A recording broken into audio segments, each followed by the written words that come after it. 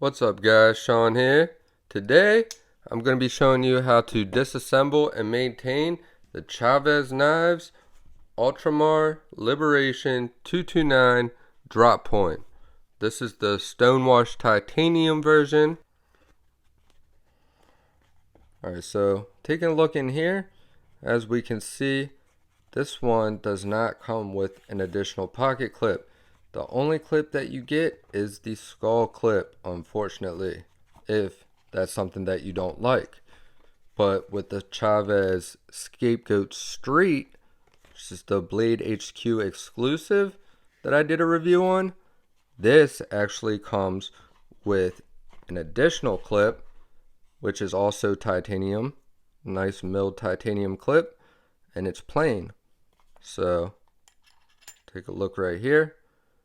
Very nice. So I really like that they give you that option with this one. So this is actually my favorite Chaves knife out of the three that I have checked out so far. The build quality, the action, the design in general, everything about this knife right here does better for me than any of the other ones, especially when it comes to the Liberation 229. So getting back to the Liberation 229, one of the really cool things about this knife is it only has 3 screws on each side, so it's minimal hardware, and it is all T8. So this is the only tool that we need. Now if you guys don't have quality bit drivers and you want to take apart your knives for any reason, you want to make sure you have quality TORX drivers, because that is going to save you from stripping your screws. These have lasted me a long time now and they still work excellent. Alright, so I always start with the show side, and on this knife I take it you would have to, because the clip is screwed in from the inside, so kind of proves that I have the right idea behind the disassembly methods that I use.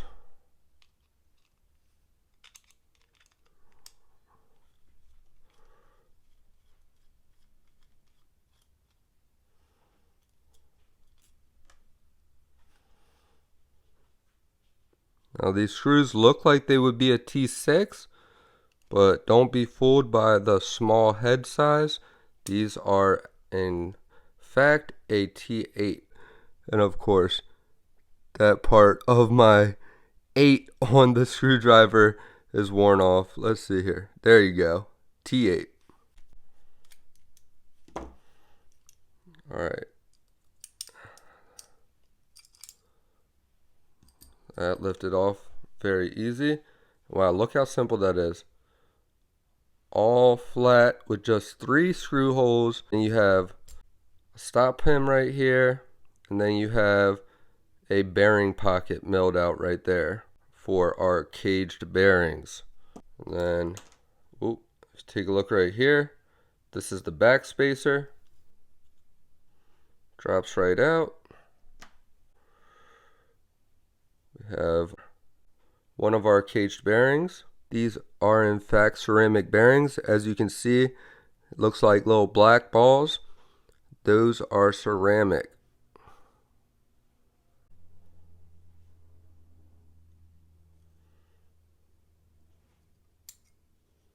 As you can see, we have a beautiful blade finish right here. This is a satin blade finish. Beautiful grind lines. Let's take a look at the other side. Yes, yes, yes. Very nice and symmetrical.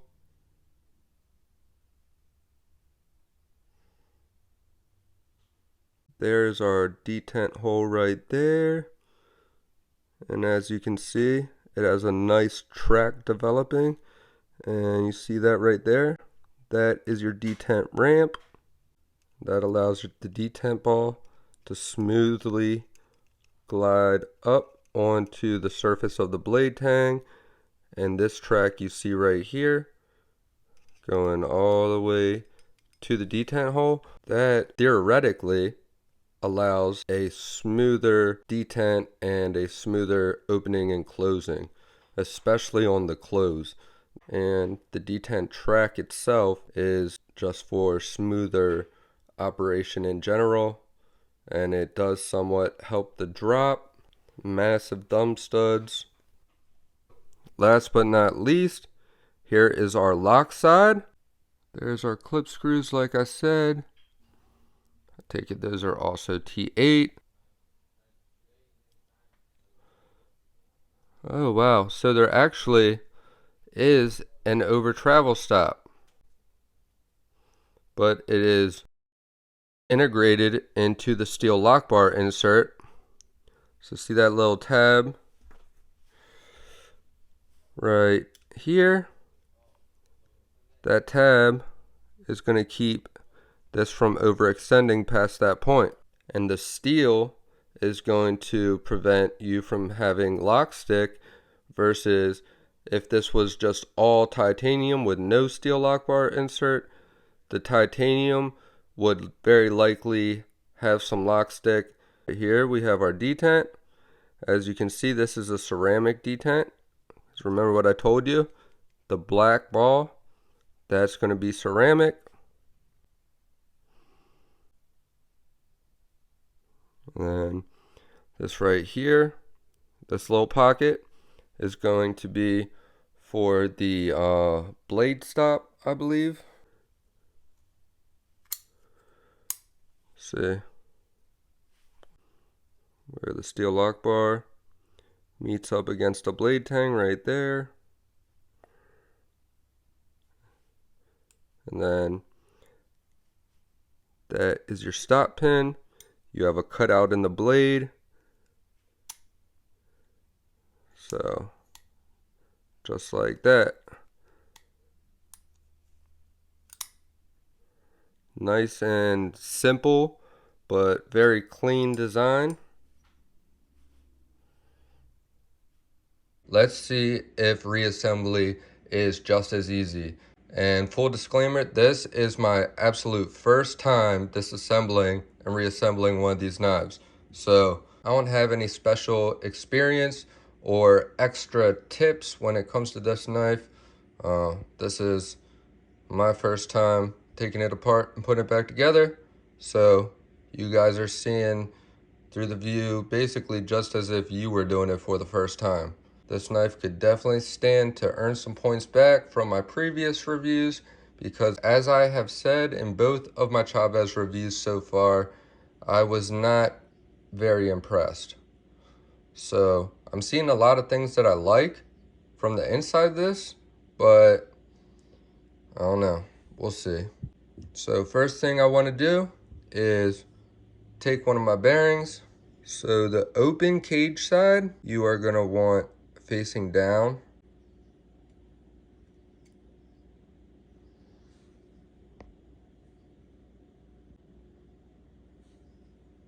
And I'm going to take my gunny glide right here.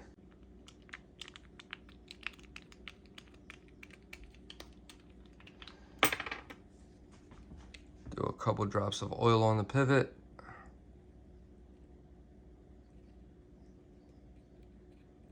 When I say a couple, I really mean like one drop, but kind of spread out. And a little bit on your actual pivot itself. And you can even put some on your detent ball. Be very careful not to have any excess, because you don't want any getting on that lock face, because that is one thing that can actually cause lock stick. So as you can see here, we have the stop pin right here in place, the pivot's in place, the bearing is in place. Have it cleaned and lubed. Gonna drop this in. The open pocket is going to go facing the show side scale. So that is our open pocket. That is going to be going to the inside of the show side scale.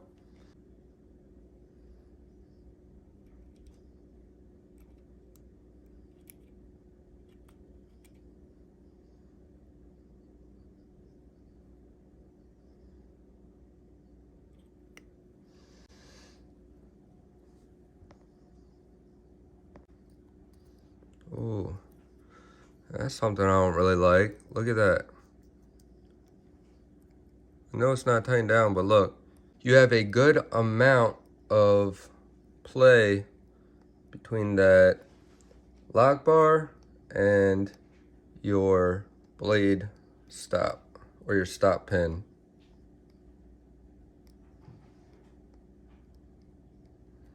Interesting. Very, very interesting. Ho-ho. Another interesting thing. This is not our blade stop. So maybe that has something to do with it. Because our blade stop is still in the show side scale.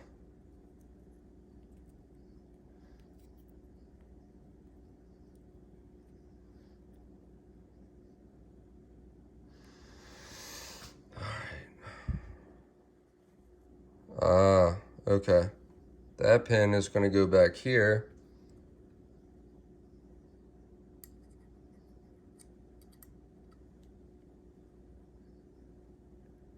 Now I see. Okay.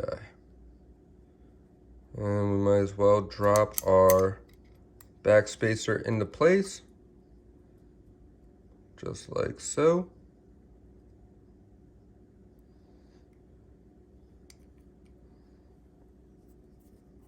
Okay.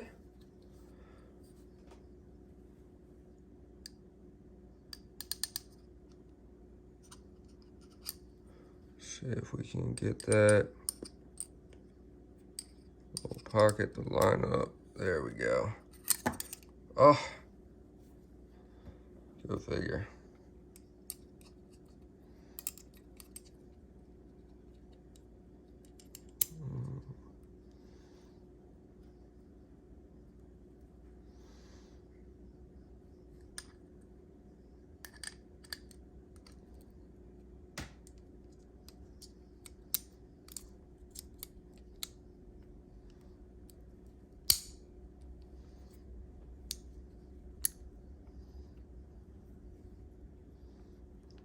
Okay, so far so good.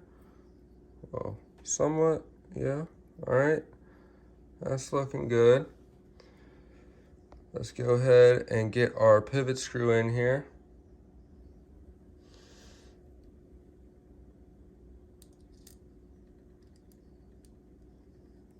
All right, yeah, it's always a good idea to put your screw on the driver instead of trying to get your driver into the screw when you're already over top of the scale, because then that's just a recipe to scratch your scales. All right.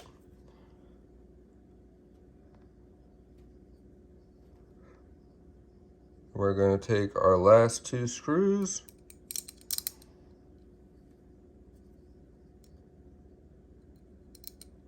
Drop them in back here.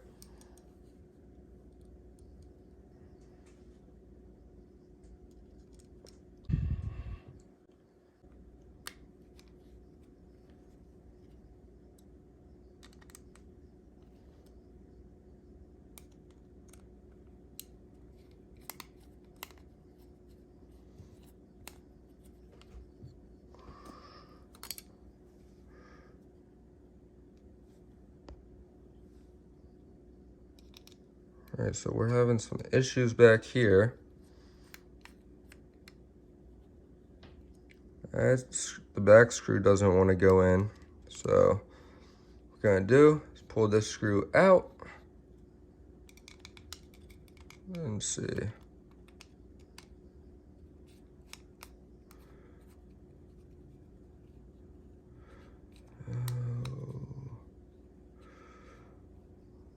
It is still getting blocked. All right, let's see here. Wonder if I have that that pin in the wrong spot or something. Something's going on here. Look down inside of here. Right now.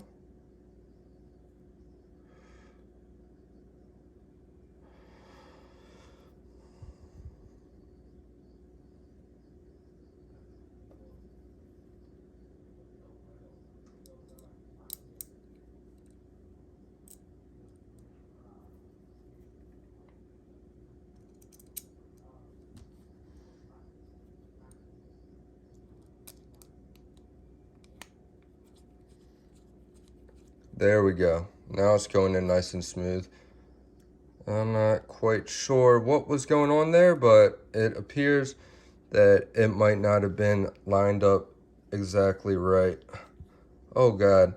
Now, this screw doesn't want to go in.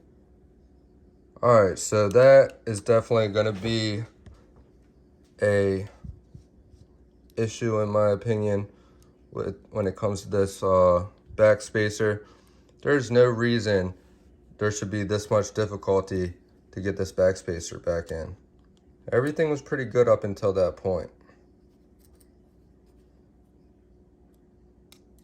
Yeah, I'm not digging that.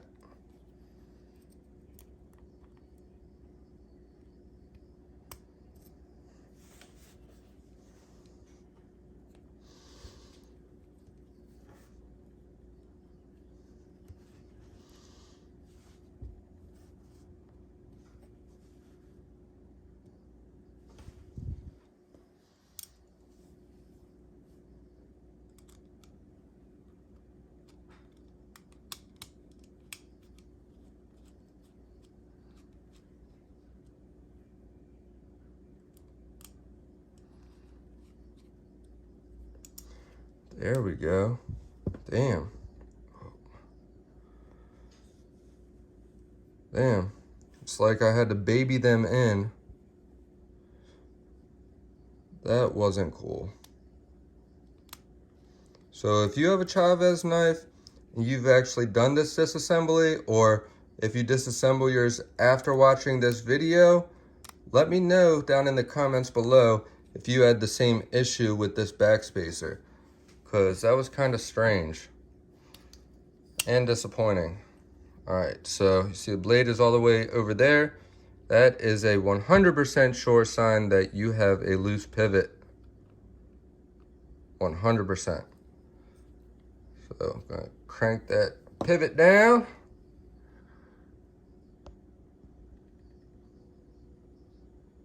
There we go.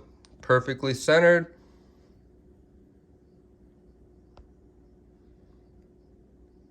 Everything is matched up nice.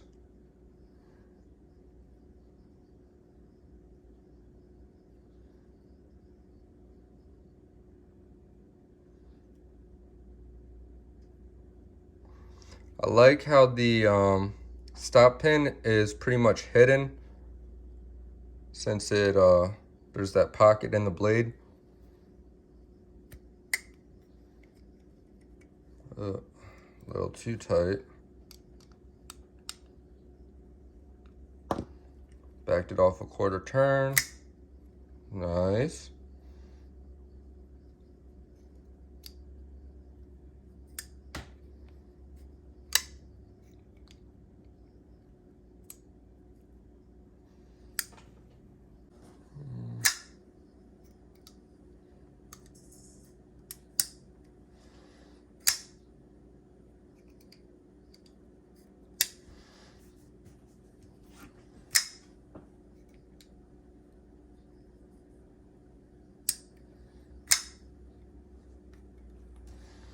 Maybe it's still a little too tight. No? Well, guys, this kind of pretty much proves all my points of why I say these are nice, but I'm not very impressed with them, because as you can see, there is a lot of little issues. Some of them are kind of bigger issues. Like the fact that I cannot tighten down this pivot all the way and still have a smooth action. It either has the blade locked up and won't deploy, or it's too loose and has play. This is as good as I can get it in that kind of happy medium range where there is no play. It's almost drop shut. But then see how I just went to flick it and it didn't come out? It's because look how big, how much of the side of the knife is the actual lock bar itself. So somebody please tell me, where the hell am I supposed to put my fingers without touching this lock bar? Because if you're on the clip, you're pushing into the lock bar.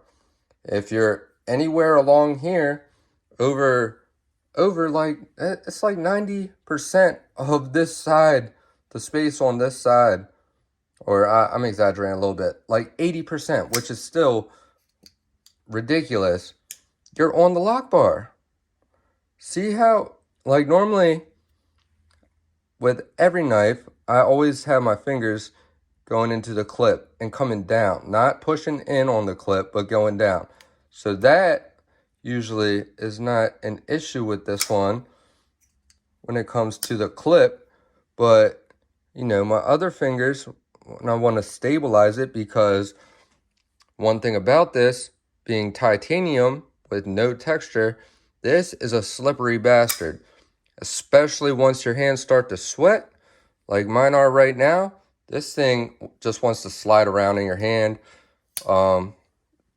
That is one of my big issues with this, because if your hand is wet and you want to get this open, how are you supposed to do that when it has a strong detent and you can't get a good grip on it because there's no texture, and then you can't deploy it because if you do get a good grip on it by force,